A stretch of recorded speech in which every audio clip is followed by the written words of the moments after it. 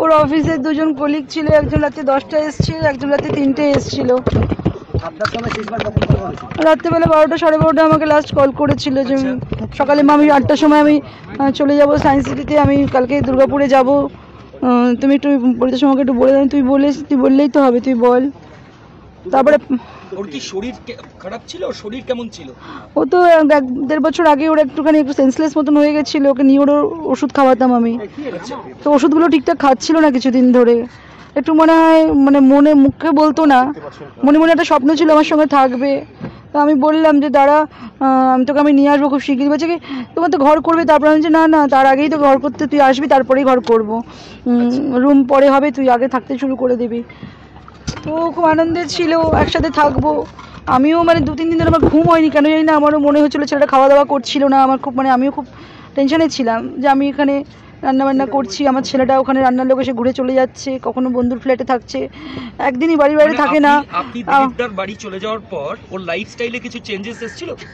একটু আপসেট থাকতো, মন খারাপ হয়ে যাচ্ছিল একটুখানি, আমাকে যেটা বুঝতে দেয়নি, কিন্তু আমি বুঝতে পারছিলাম খাওয়া দাওয়া করছিল না, কুক এসে বেল মেরে চলে যাচ্ছে, রান্না করতে পারছে না, ঘুম থেকে উঠেই অফিসে দৌড়চ্ছে, অফিস থেকে হ্যাঁ খেয়ে নেবো, অফিসে গিয়ে কিছু খেয়ে নেবো, হ্যাঁ এটা খেয়েছি ওটা খেয়েছি।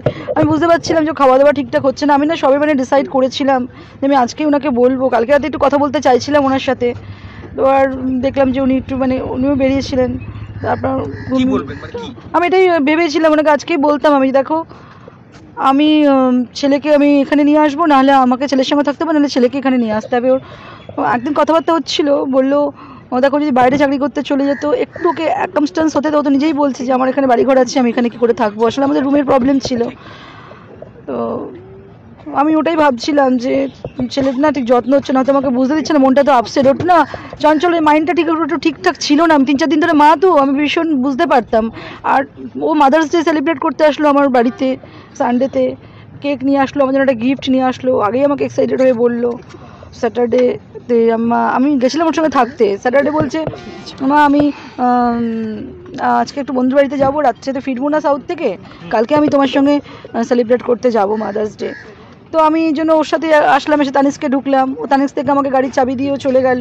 আমি আবার কী বলে আইডেল ভিলায় চলে আসলাম।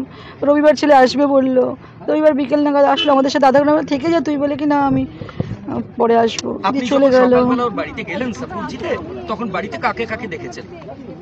ও ছিল, ওর দুজন অফিস কলিগ ছিল, হ্যাঁ অফিস কলিগদেরও আমি ভাবতাম যে ঠিক আছে হয়তো মনটা ভালো নেই, ওরা বলতো আন্টি তোমার কাছে নিয়ে যাও, কিন্তু বলে যে তোরা তো বাড়িতে গেলে মা বাবাকে দেখতে পাস, আমি তো তোরা আমার ব্যাপারটা বুঝবি না।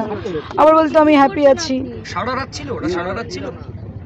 হ্যাঁ কালকে রাত্রে ওরা ছিল, একজন 10টার সময় এসছে, একজন রাতে 3টের সময় এসছে, দুজনেই অফিস কলিগ। বলছি ওর বান্ধবী ছিল ওর সঙ্গে, সেও অ্যাকম্পানি করছিল। ওকে কি অবস্থায় দেখলেন দিদি? কি অবস্থায়, ওর জামা কাপড়? ও পুরো ডিপ স্লিপে, আর একটা হাফ প্যান্ট পরে বক্সার পরে শুয়েছিল। আর একজন মহিলা, আমাদের নতুন সোসাইটি পাশের ফ্ল্যাটে একটা ছেলে ওকে তেল মাসাজ টাসাজ করছিল, যে তোর জ্ঞানটা ফেরানোর জন্য। বলছে অ্যাম্বুলেন্স আনলাম, অ্যাম্বুলেন্স ছাড়ো, আমি তো কি স্পিডে গাড়ি চালিয়ে গেছি, আমি ওকে গাড়িতে ওঠানো করি, আমি গাড়ি চালিয়ে যখন আমি 3তলা থেকে আমি যখন আন্টি ও মনে নেই, আর তুমি তাড়াতাড়ি আসো, ওকে অ্যাম্বুলেন্স। আমি যে কী হয়েছে, ওকে তুমি অ্যাম্বুলেন্স দেখো, আমি আসছি, এক্ষুনি আসছি। আমি তো লাফি পাগলের মতন দোতলা থেকে গাড়ির চাবি আর পার্সটা নিয়ে কি স্পিডে গেলাম। তখন উনি বললেন একজনকে তুমি যাও তো ম্যাডামের সাথে। আমি কারোর দিকে তাকাইনি, আমার শাশুড়ি মা ঘরে আরও দোতলায় ছিল, আমি কারোর দিকে না তাকিয়ে আমি সিঁড়ি দিয়ে নেমে রুমে ঢুকে চাবি নিয়ে আবার বেরিয়ে গাড়ি স্টার্ট করে আসলাম। বাড়িতে এসে অ্যাম্বুলেন্স কখন আসছে, 15-20 মিনিট, ওইসব না করে গাড়িতে আবার সবাই ধরাধরি করে সিঁড়ি দিয়ে নামালো দোতলা থেকে, গাড়ি পেছনে বসালো, দুজন বসলো, আমি চালিয়ে, সামনে একজন বসলো, আমি নিয়ে ওইতে গেলাম। ওইতে ওরা কেন জানি না বলছে দাঁড়া, আমি ওকে ঢুকতে তো দিন ইমার্জেন্সিতে, তারপর ডাক্তার ঢোকালো।